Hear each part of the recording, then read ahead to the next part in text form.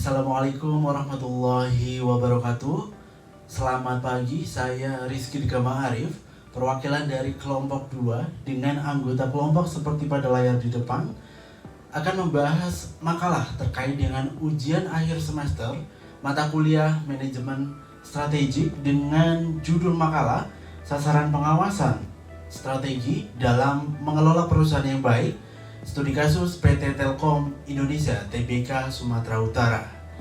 Di mana di sini kami akan membahas 7 topik utama, dimulai dari pendahuluan sampai dengan kesimpulan dan juga daftar kepustakaan. Baik, kita masuk pada pembahasan yang pertama terkait dengan pendahuluan ataupun latar belakang dari makalah yang kelompok kami buat. Di sini kita berangkat dari kinerja manajerial, di mana perusahaan dalam rangka meningkatkan kualitas diperlukan adanya sebuah kebijakan yang dibuat oleh seorang manajer dalam mencapai tujuan perusahaan tentunya. Kemudian diperlukan suatu sistem pengendalian manajemen yang digunakan oleh manajer untuk memengaruhi anggota organisasi untuk melaksanakan strategi dan kebijakan organisasi secara efektif dan juga efisien. Kemudian sering timbul masalah dalam sebuah perusahaan terkait dengan sistem pengendalian yang tidak berjalan dengan optimal dan juga otomatis.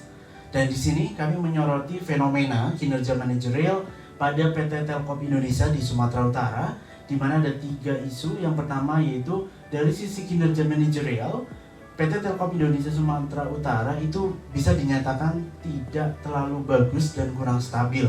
Kemudian yang kedua, dari sistem sumber daya manusianya juga lambat dalam menyikapi adanya perubahan teknologi yang ada. Kemudian yang ketiga, adanya kendala dalam program seminar maupun pelatihan yang dilakukan oleh karyawan di perusahaan tersebut. Kemudian kami juga mempunyai maksud dan tujuan dari makalah kami. Yang pertama yaitu untuk menganalisis sasaran pengawasan strategi.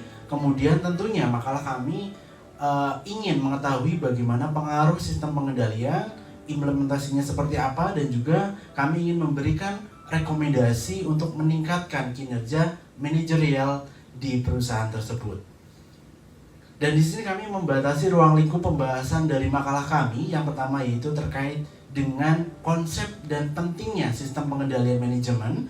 Kemudian yang kedua, kami juga membatasi terkait dengan implementasi sistem pengendalian di PT Telkom Indonesia Tbk Sumatera Utara ini. Nah, di sini kami merumuskan 2 permasalahan pokok yang terjadi di perusahaan tersebut. Yang pertama, karena masih lemahnya kinerja pengawasannya. Kemudian yang kedua, implementasi sistem pengendalian manajemen belum berjalan dengan baik.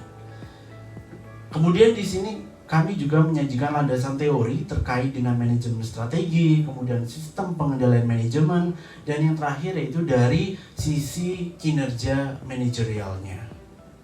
Oke, kita masuk pada hasil dan analisis dari makalah kelompok kami, di mana di sini perlu digarisbawahi bahwa pengaruh sistem pengendalian manajemen ini berbanding lurus dengan kinerja manajerial. Ini diuji dengan Smart PLS. Nah, kita masuk pada studi kasus di PT Telkom Indonesia Tbk Sumatera Utara, di mana di sini terjadi fenomena dari sisi kinerja manajerial PT Telkom Indonesia itu belum berjalan dengan baik, dan dari sisi kinerjanya juga kurang stabil. Kemudian yang kedua, dari sisi sumber daya manusianya juga masih lambat dalam menyikapi perubahan teknologi yang ada. Kemudian yang ketiga, adanya kendala pada karyawan ketika melakukan program pelatihan maupun seminar.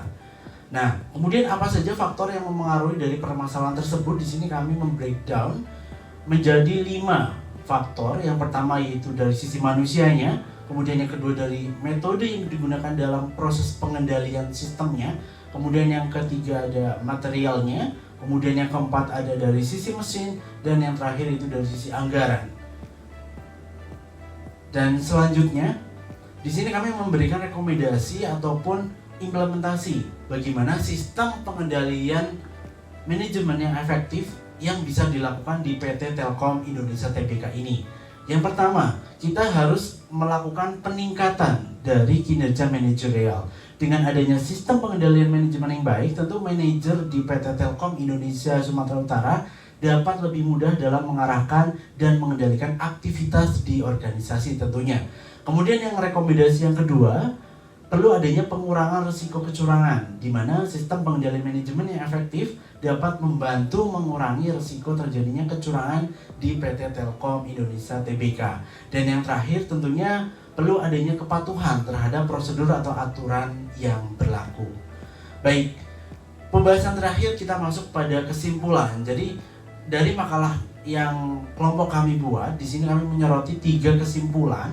Yang pertama bahwa sistem pengendalian manajemen memiliki pengaruh yang positif dengan kinerja manajerialnya. Kemudian yang kedua, sistem pengendalian manajemen merupakan tools atau alat untuk memonitor dan mengamati pelaksanaan manajemen dalam sebuah perusahaan. Dan yang ketiga, yaitu implementasi dari sistem pengendalian manajemen yang efektif di PT Telkom Sumatera Utara untuk mencapai tujuan secara efisien dan mengurangi risiko kecurangan serta meningkatkan kepatuhan terhadap prosedur yang berlaku. Dan ini merupakan daftar pustaka dari makalah yang kami buat.